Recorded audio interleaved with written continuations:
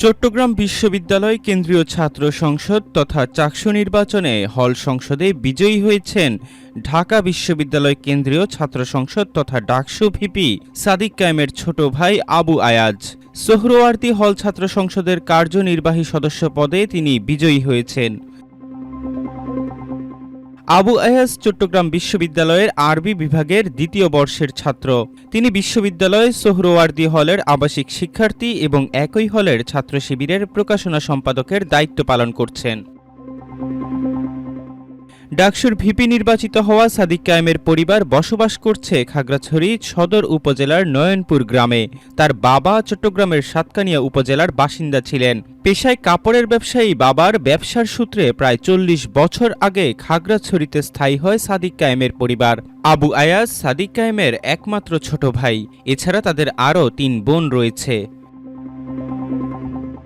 চাকসুতে VP পদে ছাত্র শিবির সমর্থিত ইব্রাহিম রনি ৭,৯৮৩ ভোট পেয়ে বিজয়ী হয়েছেন। জিএস পদে বিজয়ী হয়েছেন ছাত্র শিবিরের সাইদ বিন হাবিব ৮,০৩১ ভোট পেয়ে। অপরদিকে এজিএস পদে ছাত্রদলের আইয়ুবুর রহমান তৌফিক ৭,০১৪ ভোট পেয়ে বিজয় অর্জন করেছেন।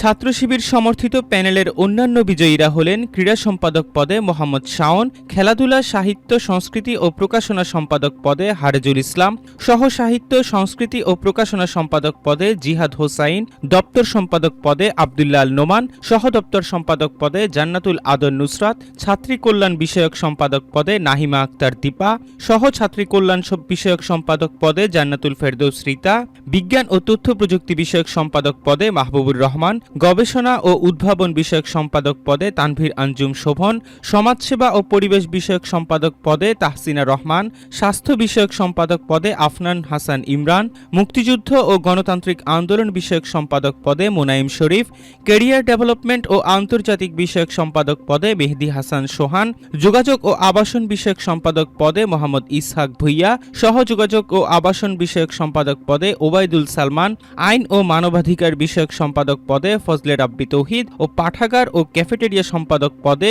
মাসুম বিল্লাহ।